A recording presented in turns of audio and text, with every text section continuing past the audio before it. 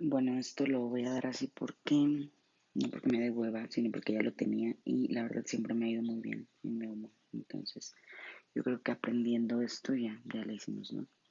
Según yo viene absolutamente todo, pero bueno, lo vamos checando. Lo voy a decir en voz alta porque es prácticamente para mí, porque luego me da hueva leer y quizás sí me lo aprendo mejor. Entonces, bueno, es capítulo 1, recuerdo anatómico, división de la vía aérea. A nivel de cartílago cricoides, el aparato respiratorio se divide en tracto superior e inferior. El aparato respiratorio superior comprende fosas nasales, faringe y laringe. ¿Cuál es la estructura que es rica en glándulas linfáticas y cartílago? Laringe. ¿En dónde se encuentran las cuerdas vocales? En la laringe. Okay. Esperen, todavía no me acostumbro automáticamente. Esperen, un poco de fallas técnicas. Ya entendí. Ok. ¿Por qué se produce la apertura instantánea de las cuerdas vocales y de la glotis? Porque aumenta la presión intratorácica y produce tos. ¿En donde comienza y termina el tracto respiratorio inferior? Comienza en tráquea y termina en los sacos alveolares.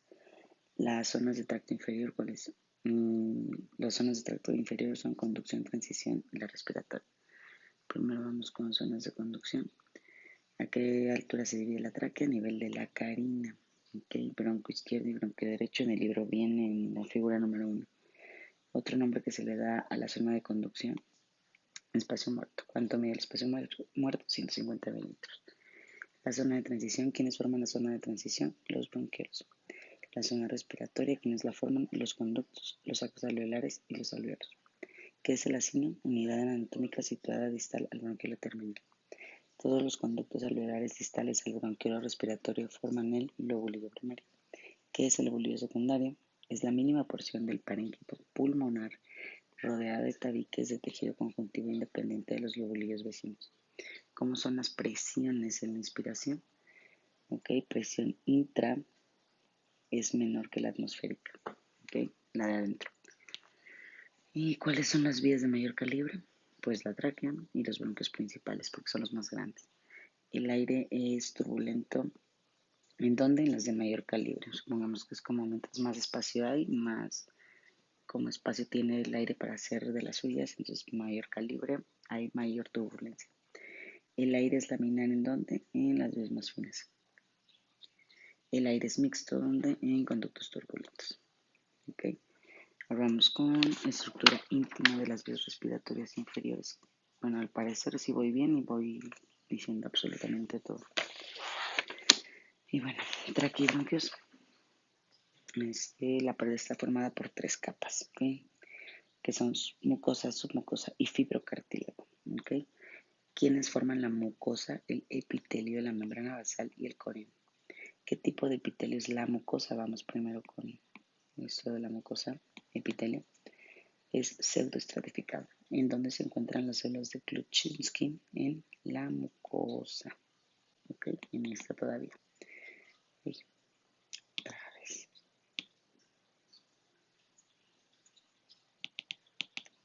Listo. Ok, en la mucosa. Células que producen una mínima cantidad de moco bronquial, una mínima cantidad de moco. Células caliciformes. ¿Qué hay debajo de la membrana basal? El corión. ¿Qué es el corión? Es un entramado de colágeno, fibras elásticas y reticulares, vasos nerviosos y tipos celulares. ¿Qué tipos celulares hay en el corión?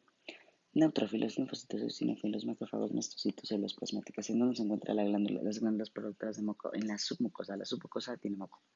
¿En dónde está el fibrocartílago? En la parte externa de la submucosa, tráquea y bronquios principales. ¿Qué tipo de epitelio de los bronquiolos? Cuboideo. ¿Qué no tienen estos bronquiolos? Células calciformes ni glándulas mucosas. Estos bronquiolos sí poseen células claras de forma columnar baja.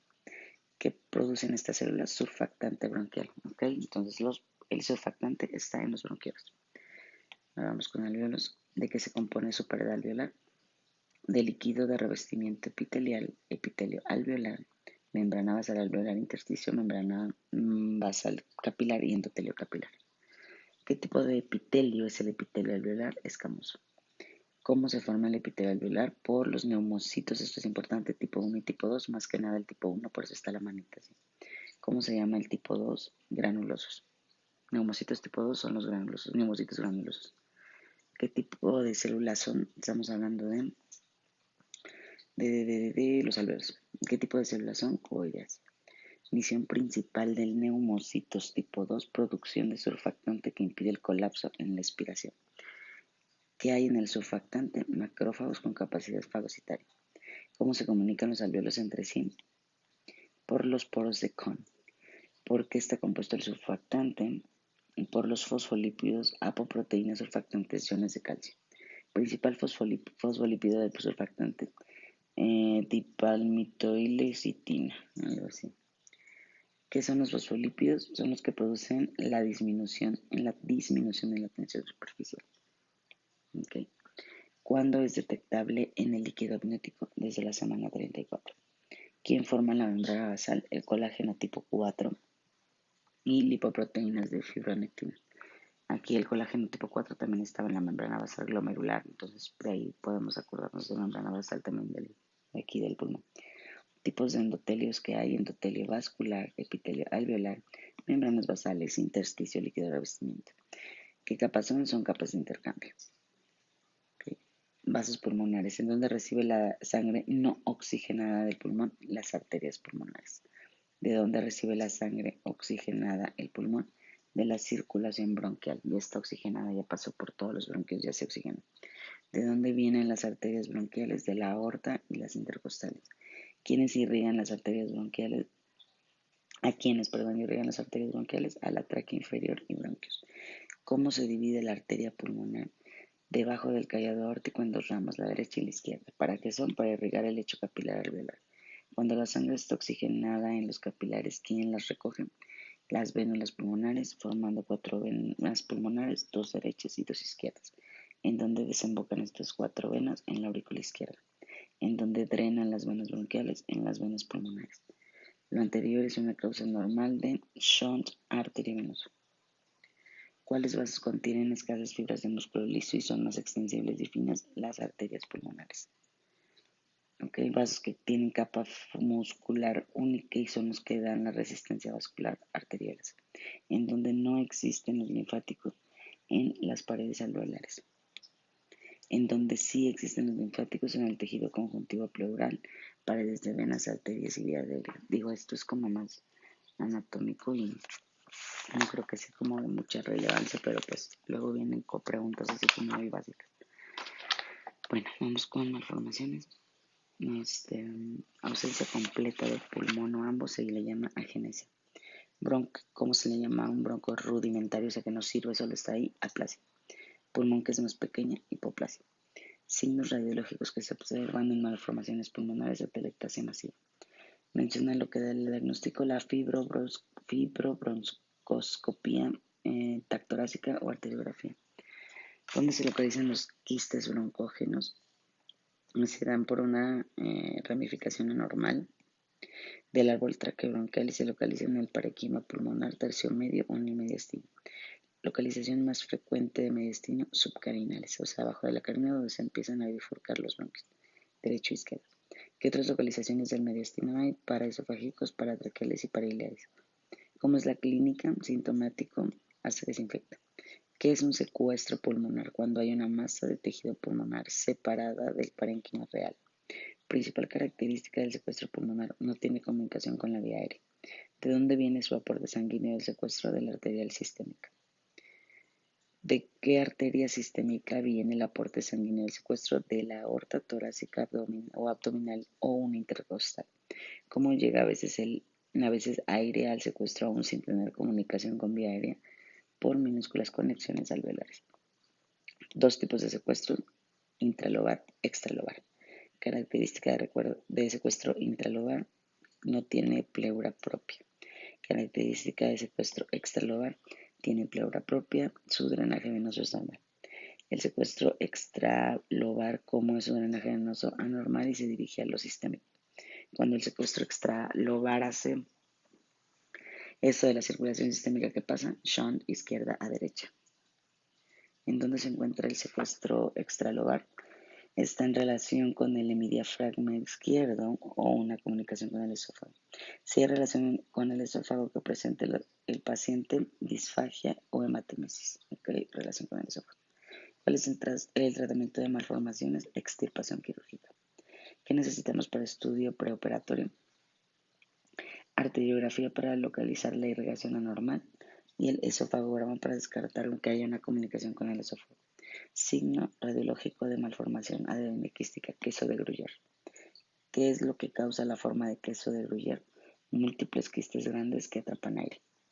¿Qué ocasionan los quistes de la adenoide quística, que es lo mismo que queso de Gruyère? Insuficiencia respiratoria aguda y muerte en recién nacido.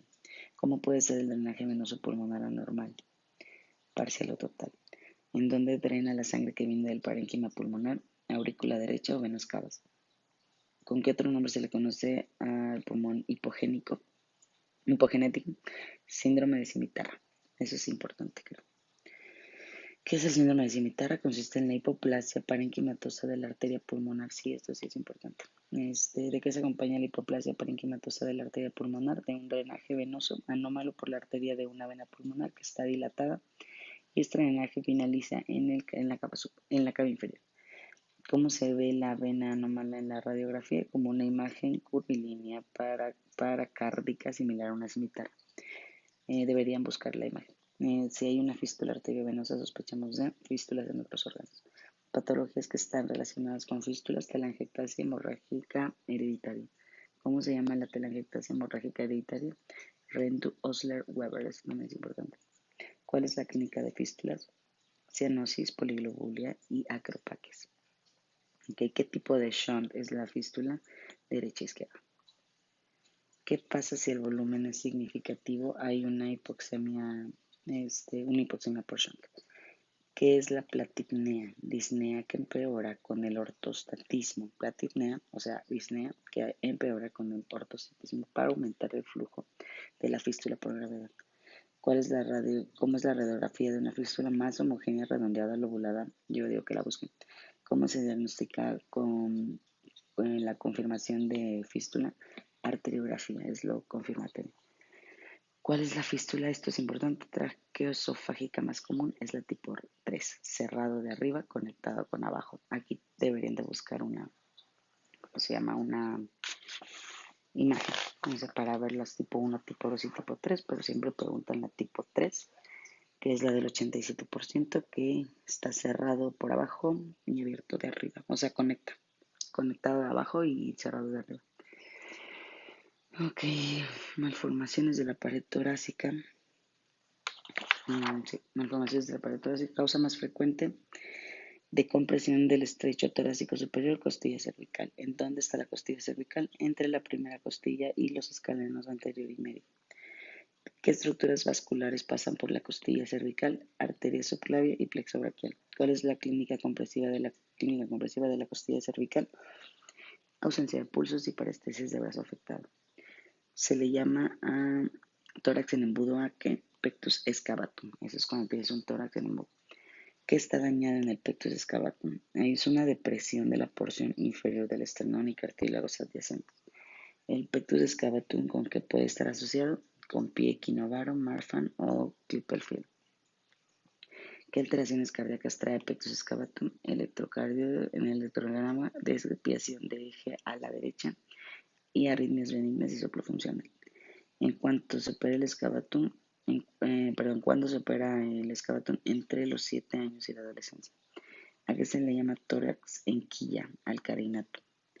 ¿Por qué se produce el esternón bífido? Por el fallo en la fusión de las bandas esternales, creándose un defecto en la pared torácica anterior. ¿A qué se asocia un esternón bífido? Yo supongo, bueno, en todo esto yo creo que tienen que buscar imágenes para que no todos se lo aprendan nada más. Yo porque pues ya las busqué. Ectopia cortis. ¿En qué consiste la intervención del esternón bífido? Aproximación de segmentos esternales con prótesis o autoinjertos. ¿Cómo se le llama la ausencia congénita del músculo pectoral mayor? Síndrome de Poland. ¿A qué se asocia el síndrome de Poland? A sindactilia homolateral e hipoplasia de otros músculos. ¿Por qué sucede el síndrome de Poland? Porque hay un escaso aporte sanguíneo en el territorio de la subclavia en el embarazo.